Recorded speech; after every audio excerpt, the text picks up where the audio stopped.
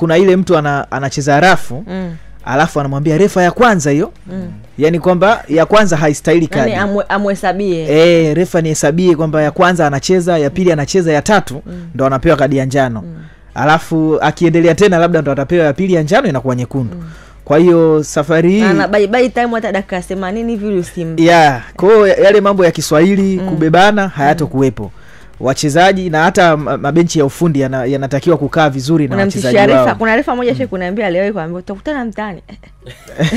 Sasa hapa lugha gonga na kingine kuhusiana na hii mimi natamani huu uwe mwanzo wa mechi hizi kuchezeshwa na marefari. Unatamani iwe hivi? Natamani iwe hivi kwa muda mrefu mpaka pale marefari wetu watakapojitambua na kuanza kutenda haki kwenye uchezeshaji wao. Mimi kinachoniuma ni hicho tu kwa waamuzi wetu. Yaani labda kwa sababu Arajiga nimeambiwa yuko masomoni kwa wakati labda atarudi, labda Arajiga kwenye nafasi hiyo. Sasa mimi kinachoniuma ni kwamba yani ina maana kweli waamuzi wetu sasa ndo watakuwa waamuzi wa mechi hizi nyingine, waamuzi wa mechi zenye hadhi pengine kubwa ambazo labda unajua hadhi mojawapo ya sababu ya hadhi ni uwepo wa watu wengi kutoka mataifa mbalimbali, uwepo wa maskauti wengi, kwa sababu tunajua hata Aziz Ki ameonekana kwenye hii ligi, huyo Suleiman Mwalimu, maana walikuwa wanakuja wanatazama na kadhalika.